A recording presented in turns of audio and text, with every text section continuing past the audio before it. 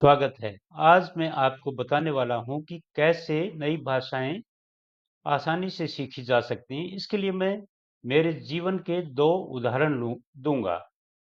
पहला है, जब मैं सिंगरेनी कोल्ड्रीज कंपनी लिमिटेड में काम करने के लिए गया।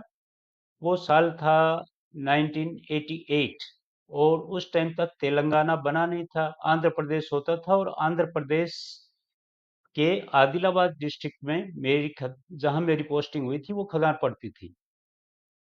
तो वहाँ पर उस टाइम ये खदान रिमोट एरिया में थी और वहाँ पर एक शब्द भी हिंदी नहीं बोला जाता था और मेरे को एक शब्द भी तेलुगु नहीं आती थी, जो वहाँ की भाषा थी। सो इसलिए म- मेरा जो रूममेट था वो तेलुगु था और तेलुगु उसकी मातृभाषा थी। उसको हिंदी अच्छे से नहीं आती थी, पर टूटी फूटी हिंदी आती थी और मेरे को तो एक शब्द भी तेलुगु का नहीं आता था। सो हमने एक डील की कि वो मेरे को तेलुगु सिखाएगा और मैं उसको हिंदी। और हम जब भी रूम में कम्युनिकेशन करते थे तो हर एक वाक्य मैं हिंदी में बोलता था और वो तेलुगु करके बताता था। और ऐसे रोजमर्रा के वाक्य मैंने सीख लिए थे और यहाँ तक कि मैं लिपि भी सीख गया, क्योंकि तेलुगु लिपि सीखना बहुत जरूरी था। उस टाइम बसों पे केवल और केवल तेलुगु में लिखा होता था, इंग्लिश में नहीं लिखा होता था। तो इस प्रकार मैंने काम चलाऊ तेलुगु 1 महीने के भीतर भीतर सीख ली और 1 साल मेरे को वहां रहना पड़ा। उसमें तो मैं अच्छे से तेलुगु समझने लग गया था। और दूसरा उदाहरण है, मैं सिंगरौली में 1989 में ज्वाइन किया था। उसके बाद 99 में मेरे को निगाई जाना पड़ा और निगाई में मेरी पोस्टिंग हुई थी प्लानिंग डिपार्टमेंट में। प्लानिंग डिपार्टमेंट में 2 रशियन थे, एक थे सुगालो और एक एलिन। और उनमें सुगालो तो इंग्लिश बोलता था, टूटी फूटी इंग्लिश उसको आती थी, पर एलिन ऐसा था जिसको केवल रशियन के सिवाय कुछ भी नहीं आता था।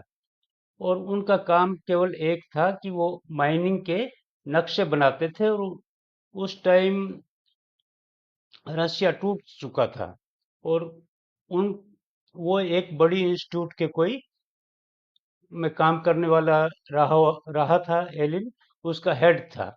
वो इंस्टीट्यूट भी बंद हो गई थी और रशिया छोटे छोटे देशों में टूट गया था। इसलिए वो हिंदुस्तान आ गया और वहाँ यहाँ पर उसको 17,000 रुपये प्रति माह रखा गया था। और सुगालो था उसका असिस्टेंट था, उसको आप ड्राफ्ट्समैन बोल सकते हैं। सुगालो इंग्लिश बोलता था, पर एलिन बिल्कुल भी इंग्लिश नहीं आती थी और उसको हिंदी भी नहीं आती थी सिवाय रशियन के। तो मेरी पोस्टिंग उनके साथ कर दी गई और पूरा दिन मेरे को उन लोगों के साथ रहना पड़ता था। और एलिन वही डील हमारी एलिन के साथ भी हुई। एलिन को मैं हिंदी सिखाता था और एलिन रशियन सिखाता था। और लगभग वहां भी महीना भर में एलिन भी काम चलाऊ हिंदी सीख गया और मैं रशियन। और एलिन सब्जी भी खरीद सकता था और यहाँ वहां जाता था। और यहाँ तक कि वो रस यही हिंदुस्तान में रहा और उसकी वाइफ की डेथ भी यहीं हुई। और तो किसी भी भाषा को सीखने के लिए ग्रामर की कोई ज़रूरत नहीं है। और बोल अगर ग्रामर सीखेंगे तो फ्लुएंसी घट जाएगी और उसकी सीखने की स्पीड भी घट जाएगी। इसलिए मेरा तो बोलना है कि ग्रामर न सीख के रोजमर्रा के वाक्य सीखे जाएं। और वाक्य भी अगर हो सके तो उसके नेटिव स्पीकर से सीखे जाएं, जो किसी आदमी की अगर मातृभाषा है तो उसको हम जिस तरह से सीखेंगे उसी तरह से एक्सप्रेस भी कर पाएंगे। और